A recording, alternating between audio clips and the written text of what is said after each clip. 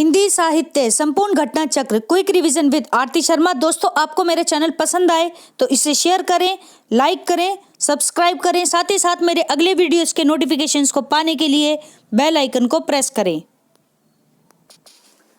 दोस्तों, हमारा अगला विषय है संस्मरण तथा रेखा चित्र।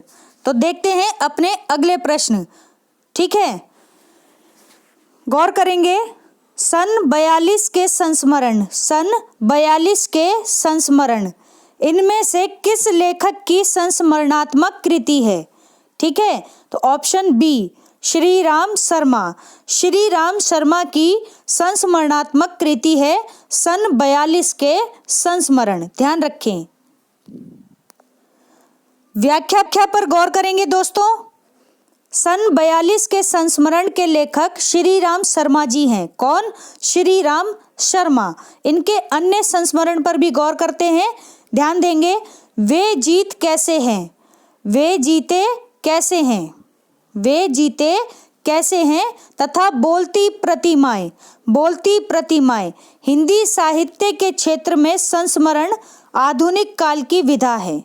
कैसी विधा है? संस्मरण आधुनिक काल की विधा है। ठीक है, हिंदी संस्मरण के विकास की दिशा में बढ़ाने वाले प्रमुख साहित्यकार हैं। ये कह रहे हैं कि हिंदी संस्मरण को विकास की दिशा में आगे बढ़ाने वाले प्रमुख साहित्यकार कौन कौन है? रामवृक्ष बेनीपुरी, जिनका संस्मरण है माटी की मूर्तें। ठीक है, और मील के पत्थर। माटी की मूर्तें और मील के पत्थर किसके संस्मरण है? रामवृक्ष बेनीपुरी के। इनके बाद हैं देवेंद्र सत्यार्थी के संस्मरण है क्या गोरी का सांवरी तथा रेखाएं बोल उठी। किसकी है ये? देवेंद्र सत्यार्थी की कृति है। कन्हैया लाल मिश्र, फिर है कन्हैया लाल मिश्र प्रभाकर। इनके संस्मरण है भूले हुए चेहरे तथा माटी हो गई सोना। ये किसके संस्मरण है? कन्हैया लाल मिश्र प्रभाकर के संस्मरण है। बाकी सन 42 के संस्मरण और वे जीते कैसे हैं और बोलती प्रतिमाएं, ये श्री राम शर्मा के संस्मरण है। ठीक है, ध्यान रखें। अगला प्रश्न है दोस्तों, कृष्णा सोबती द्वारा लिखित संस्मरण कृति कौन सी है? तो ऑप्शन ए हम हशमत कृष्णा सोबती द्वारा लिखित संस्मरणात्मक कृति है। ठीक है, बहुत ही इंपॉर्टेंट कृति है दोस्तों, नेट एग्जाम में भी पूछी गई कृति है ये। पीजीटी परीक्षा 2005 में आया हुआ ये प्रश्न है। व्याख्या देखते हैं, गौर करेंगे दोस्तों। कृष्णा सोबती अपनी संयमित अभिव्यक्ति और साफ सुथरी रचनात्मकता के लिए जानी जाती हैं। उन्होंने हिंदी कथा की भाषा को विलक्षण ताजगी दी है। ठीक है, उन्होंने हिंदी की कथा भाषा को विलक्षण ताजगी दी है। हम हशमत, ध्यान से सुने, हम हशमत उनके द्वारा कृत संस्मरण विधा की रचना है। तो किस विधा की रचना है? हम हशमत संस्मरण विधा की रचना है। अन्य महत्वपूर्ण तथ्य पर भी नजर डाल लेते हैं। गौर करेंगे दोस्तों, अन्य महत्वपूर्ण तथ्य। कृष्णा सोबती की अन्य कृतियों में शामिल कृतियां हैं कौन कौन सी? सूरजमुखी अंधेरे के, फिर है दिलो दानिश। गौर से सुनेंगे दोस्तों, इंपॉर्टेंट है ये कृष्णा सोबती। ठीक है, गौर करें। सूरजमुखी अंधेरे के, फिर है दिलो दानिश, फिर जिंदगी नामा,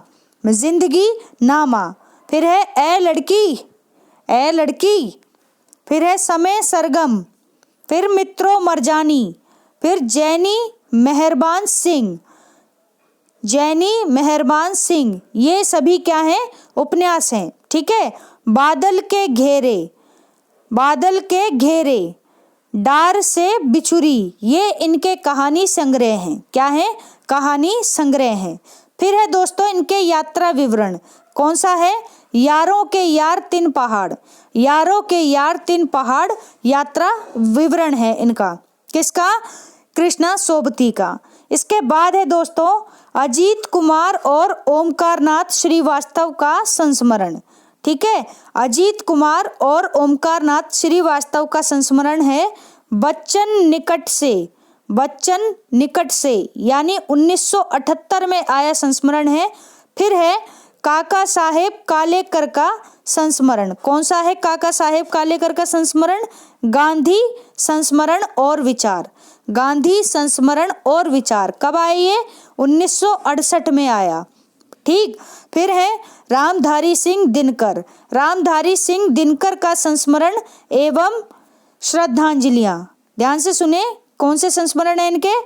संस्मरण एवं श्रद्धांजलियां। ये कब आया? 1969 में आया। ठीक है, फिर है आगे देखते हैं। फिर है दोस्तों पद्मलाल पुन्नालाल बख्शी, इनका संस्मरण है दोस्तों अंतिम अध्याय। ये कब आया? 1972 में आया संस्मरण है। कमलेश्वर का संस्मरण है दोस्तों मेरा हमदम मेरा दोस्त। 1975 में आया हुआ इनका संस्मरण है। फिर है दोस्तों विष्णु प्रभाकर का संस्मरण है यादों की तीर्थ यात्रा। ये कब आया? 1981 में आया इनका संस्मरण है।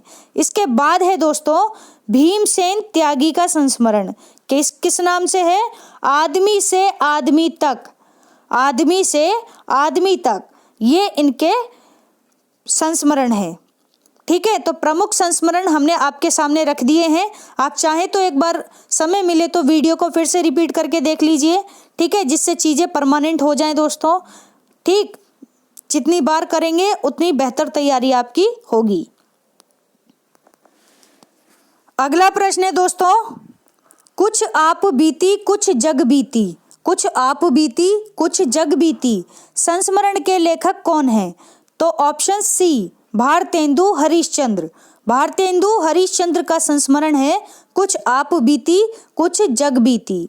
मोस्ट इंपॉर्टेंट क्वेश्चन दोस्तों, जीआईसी प्रवक्ता परीक्षा 2012 में पूछा गया प्रश्न है ये। व्याख्या देखते हैं, गौर करेंगे दोस्तों। कवि वचन सुधा में सन 1876 में प्रकाशित एक कहानी किस नाम से? कुछ आप बीती कुछ जग बीती प्रथम मौलिक कृति है जो भारतेंदु हरिश्चंद्र का और हिंदी साहित्य का पहला अधूरा मौलिक उपन्यास है। क्या है ये? मौलिक उपन्यास है, ध्यान रखें। परंतु इसके नाम से यह प्रतीत होता है कि यह कहानी है, आत्मकथा है या संस्मरण है। तो नाम ऐसा है जिसके कारण हमें ऐसा महसूस होता है कि हम इसे कहानी माने या आत्मकथा माने या संस्मरण माने। इसके प्राप्त अंशों द्वारा यह प्रमाणित होता है कि यह अर्ध आत्मकथा है, यानी जो अंश प्राप्त हुए हैं उससे ये अनुमान लगाया गया। ठीक है, ये माना गया प्रमाणित रूप से कि यह एक अर्ध आत्मकथा है। ठीक है, डॉक्टर केशरी नारायण शुक्ल, ध्यान दें, डॉक्टर केशरी नारायण शुक्ल ने इसे भारतेंदु के निबंध में संकलित किया है। किसमें? भारतेंदु के निबंध में संकलित किया है। जबकि बाबू राधाकृष्ण दास ने भारतेंदु के कथा साहित्य में इसका परिचय देते हुए लिखा है। क्या लिखा है? पढ़ते हैं। लिखा है कि उन्होंने स्वयं एक उपन्यास लिखना आरंभ किया था। उसका नाम था क्या? एक कहानी कुछ आप बीती कुछ जग बीती। ठीक है, उन्होंने स्वयं एक उपन्यास लिखना आरंभ किया था, उसका नाम था एक कहानी कुछ आप बीती कुछ जग बीती। कुछ आप बीती कुछ जग बीती उपन्यास न होकर एक संस्मरण मात्र है। ठीक है, तो इसे उपन्यास ना मानकर क्या माना गया है? एक संस्मरण माना है। किसने माना है ये ये दोस्तों बाबू राधाकृष्ण दास ने। तो ध्यान रखें। जबकि डॉक्टर केशरी नारायण शुक्ल ने इसे क्या माना है? निबंध के रूप में संकलित किया है। ठीक है, तो महत्वपूर्ण प्रश्न है और व्याख्या दोनों को गौर से पढ़ें। अन्य महत्वपूर्ण तथ्यों पर भी गौर करेंगे दोस्तों। आधुनिक हिंदी निर्माताओं में पंडित बनारसी दास चतुर्वेदी एक कर्मठ लेखक और पत्रकार के रूप में विख्यात हुए। कौन? बनारसी दास चतुर्वेदी। उन्होंने हिंदी लेखन और पत्रकारिता को अंतर्राष्ट्रीय आयाम दिया। कौन सा आयाम दिया? अंतर्राष्ट्रीय आयाम दिया। विश्व की विभूतियां चतुर्वेदी जी का संस्मरणात्मक लेख संग्रह है। क्या है? संस्मरणात्मक लेख संग्रह है। इसमें 15 संस्मरण है। कितने? 15 संस्मरण हैं और वे सबके सब विदेशी हैं। कैसे संस्मरण? विदेशी हैं। प्रारंभ में इसे सेतुबंध नाम से प्रकाशित किया गया था। किस नाम से? सेतुबंध नाम से प्रकाशित किया गया था। पंडित बद्री नारायण चौधरी प्रेमघन ने जुलाई 1881 में, कब? जुलाई 1881 में आनंद कादम्बिनी जो कि एक मासिक पत्रिका थी, एवं 1891 में नागरी नीरद नाम से साप्ताहिक पत्र का प्रकाशन किया। ठीक है, तो आनंद कादम्बिनी जो कि मासिक पत्र था और नागरी नीरद साप्ताहिक पत्र था, तो इनका प्रकाशन किया किसने? पंडित बद्री नारायण चौधरी प्रेमघन ने। ये कुछ महत्वपूर्ण बातें हैं, आपको पता होनी चाहिए। तो दोस्तों, कुछ आप बीती कुछ जग बीती किस विधा की रचना है ये? ऑप्शन सी, संस्मरण है। ये क्या है? संस्मरण है। अगला प्रश्न है दोस्तों, याद हो कि ना याद हो संस्मरण कृति के लेखक कौन है? तो याद हो कि ना याद हो संस्मरण कृति के लेखक हैं ऑप्शन सी, काशीनाथ सिंह की कृति, संस्मरणात्मक कृति है याद हो कि ना याद हो। ठीक है, ध्यान रखें। व्याख्या देखेंगे। याद हो कि ना याद हो काशीनाथ सिंह का संस्मरण है। इनकी अन्य प्रमुख पुस्तकें कौन कौन सी हैं? काशी का 80, ठीक है, और घर का जोगी जोगना, ठीक है। फिर है कहनी उपखान इत्यादि इनकी अन्य रचनाएं हैं। तो 3 अन्य रचनाएं कौन कौन सी? काशी का 80, घर का जोगी जोगना और कहनी उपखान। ये इनकी अन्य 3 प्रमुख पुस्तकें हैं। ठीक है, अगला प्रश्न है दोस्तों, रेखाएं बोल उठी रेखा चित्र किसने लिखा है? तो दोस्तों अब आ गई बात किसकी? रेखा चित्र की। तो गौर करेंगे जरा। रेखाएं बोल उठी किसका रेखा चित्र है ये? ऑप्शन ए, देवेंद्र सत्यार्थी का रेखा चित्र है रेखाएं बोल उठी। पीजीटी परीक्षा 2010 में और यूपीपीएससी एलटी ग्रेड परीक्षा 2018 में आया हुआ प्रश्न है ये। ठीक है, तो गौर करेंगे। व्याख्या है दोस्तों, रेखा चित्र और संस्मरण रेखा मिलती जुलती विधाएं हैं। मतलब एक दूसरे से मिलती जुलती विधाएं हैं जिनमें भेदक रेखा खींच पाना कठिन है। यानी कि ये एक दूसरे से इतनी मिलती जुलती विधाएं हैं कि इन दोनों में अंतर कर पाना बहुत मुश्किल है। पद्म सिंह शर्मा कमलेश के अनुसार प्रायः क्या कहते हैं? पद्म सिंह शर्मा कमलेश कहते हैं कि प्रायः प्रत्येक संस्मरण लेखक रेखा चित्र लेखक है। क्या? ध्यान से सुनना दोस्तों, बहुत ही इंपॉर्टेंट पंक्ति है।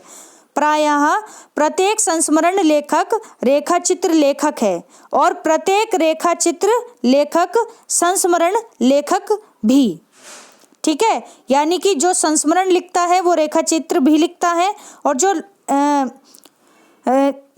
रेखा चित्र लिखता है वो संस्मरण भी लिखता है, वो लेखक। ठीक है, ये दोनों तरह का, एक लेखक दोनों प्रकार से है। ठीक, आगे देखें, आनुपातिक दृष्टि से, आनुपातिक दृष्टि से वैयक्तिकता एवं तटस्थता, वैयक्तिकता एवं तटस्थता को देखकर ही यह निर्णय किया जाता है कि कोई रचना संस्मरण है या रेखा चित्र। ठीक है, वैयक्तिकता और तटस्थता को हम ध्यान में रखते हैं और हम अंतर करते हैं, पता लगाते हैं कि कौन सी रचना संस्मरण है और कौन सी रचना रेखा चित्र है। क्योंकि रेखा चित्र वस्तु परक अधिक होता है। कैसा होता है? वस्तु परक अधिक होता है। और संस्मरण में आत्मपरकता ज्यादा पाई जाती है, आत्मपरकता ज्यादा पाई जाती है। रेखा चित्र में लेखक का अपना व्यक्तित्व भी प्रकारांतर से आ जाता है। ठीक है, रेखा चित्र में लेखक का अपना व्यक्तित्व भी प्रकारांतर से आ जाता है। उत्तर प्रदेश माध्यमिक शिक्षा सेवा चयन बोर्ड ने अपने प्रश्न में रेखाएं बोल उठी में एक ही वर्ष के परीक्षा में 2 प्रश्नों को कहीं संस्मरण दर्शाया है तो कहीं रेखा चित्र दर्शाया है। ठीक है, तो आ गई बात समझ में। आगे देखते हैं, रेखाएं बोल उठी, रेखाएं बोल उठी देवेंद्र सत्यार्थी का रेखा चित्र है, न कि संस्मरण। इनकी अन्य कृतियों में शामिल है। किनकी? देवेंद्र सत्यार्थी की अन्य कृतियां। गौर करेंगे, एक युग एक प्रतीक, एक युग एक प्रतीक। फिर है क्या गोरी क्या सांवरी, क्या गोरी क्या सांवरी। फिर है कला के हस्ताक्षर, कला के हस्ताक्षर। ये इनकी अन्य रचनाएं हैं। ठीक है, तो आपको पता होनी चाहिए, सभी रचनाएं महत्वपूर्ण हैं। तो दोस्तों, हमारा आज का ये वीडियो यहीं समाप्त होता है। Thanks for watching. अगर आपको मेरे वीडियोस पसंद आ रहे हैं तो इन्हें लाइक करें, शेयर करें, मेरे चैनल को सब्सक्राइब करें। साथ ही साथ मेरे वीडियोस के अगले नोटिफिकेशंस को पाने के लिए बेल आइकन को प्रेस करें। धन्यवाद दोस्तों।